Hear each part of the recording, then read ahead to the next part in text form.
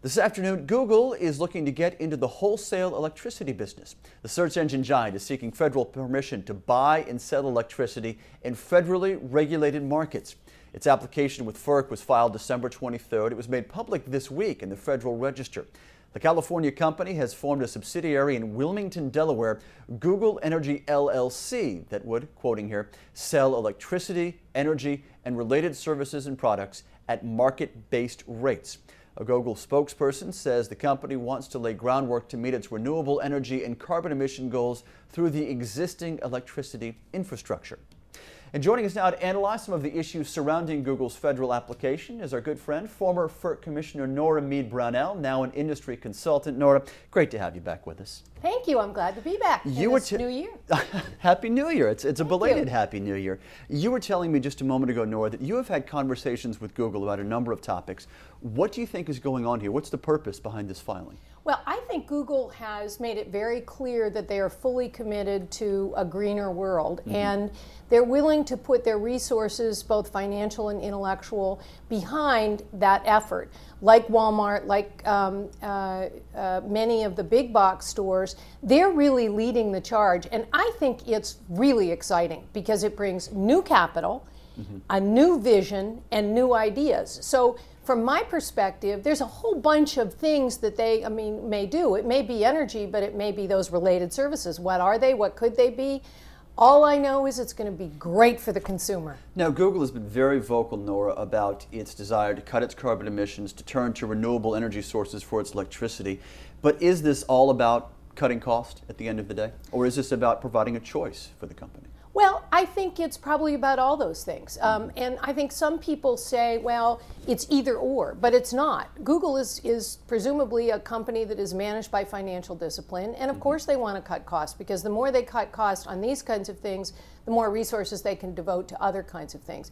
But it's clear, it's very clear, that they are interested in a cleaner economy, in a green economy, and I think this is not the only step they've taken many others, and I would expect them to become leaders along with some of the other private sector companies. It's good when private sector leadership steps into a vacuum. Government cannot do it all, and we shouldn't have to mandate it.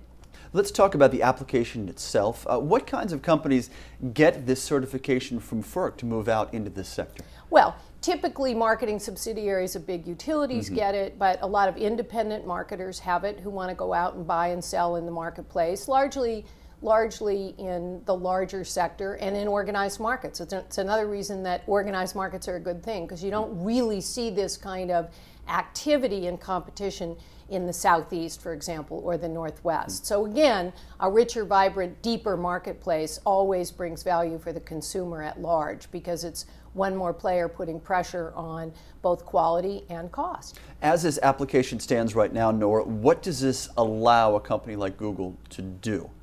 It literally does what it says it does. It gives them a license, basically, to enter into the wholesale markets, to buy and sell electricity. This probably is an entree perhaps for them in the capacity markets, in the demand side markets. I don't want to speculate about what their business plan is, but it allows a whole range, I think, of opportunities for them, some of which we may not even know, because these are markets and innovations that are coming fast and furiously. And I'm excited about it. I'm really excited about it. You are a self-professed free market proponent. That's clear. Yeah. So does this open the floodgates for someone like Walmart, a company you mentioned earlier, to start doing this for itself, to make an application and get into the business too? It certainly would be, to me, an opportunity for a Walmart or a Safeway or those companies who are spending enormous amounts of money to really change the world. Walmart in every store that they have, Safeway in every store that they have, but how they manage at a larger level. So I would hope that it does, and they could either buy and sell for themselves or buy and sell in the marketplace. And if we ever do develop retail marketplace around, and that's kind of a bad word in some parts of the world. But careful whom you're if talking you ever to, do, exactly, certainly somebody with a brand name like Google or Walmart or Safeway, or that would bring confidence to people. So we'll see. I'm not suggesting they're going there. I don't want to put words in their mouth.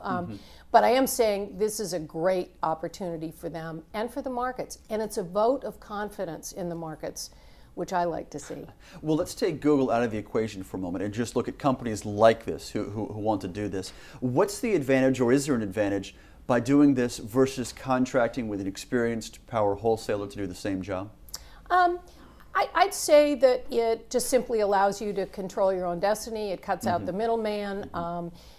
Google may be, and I don't know, wanting to say, I mean, they have, I think, a lot of investment in different opportunities in the energy sector, and this may be one that they want to try and see if this works for them. So there's no reason not to, as long as they have experienced buyers and sellers on their staff, and I'm sure they do. Politics aside, Nora, is the atmosphere at FERC right now, and you know the personalities as well as anybody else, is that atmosphere conducive to more free market changes? Yes, I think absolutely it is, and I think the chairman has said he is a passionate believer in more customer empowerment and in demand side in renewable energy, and it's pretty clear that for any of the renewable energy solutions and the demand side solutions to work, you have to have a market. You can't do it in the constricted vacuum of monopoly markets, which served the country well in their time. But so did the Model T Ford, and so did the black telephone. So what is immediately on the horizon for FERC, outside of this discussion we're having right now, Nora? What do you see the Commission facing in the immediate future? Are we back to transmission all over again? I think we're always about transmission all over again. I think we might expect some kind of an energy bill this year, although God knows what will happen in Congress this year. An energy bill that may include some siting provisions or some clear directives to FERC. I think they've made it clear they're all about transmission. You've got at least one new commissioner coming on board. And I'm not sure that he's been sworn in yet, Commissioner Norris, who's I had a lot of experience, by the way, with renewable energy in the Midwest. So you have some new players, which always brings new ideas. And I think it's clearly within the administration's directive to really look at markets and a whole plethora of solutions. And FERC's just in a wonderful place at this point. They're not facing a crisis. They're actually kind of looking for our future and creating an environment in which all of those policy decisions can now get executed. Because you can have the greatest policies in the world, but they got to hit the street, and the rules have to work. A chance to be proactive. Yep. With that in mind, to what extent is the administration driving the agenda for FERC with new renewable development and the ensuing new transmission that's needed? Well, the FERC is an independent commission, and but but the president appoints, and the president kind of sets the agenda. And obviously, if you don't support that agenda, you kind of maybe need to find a new job.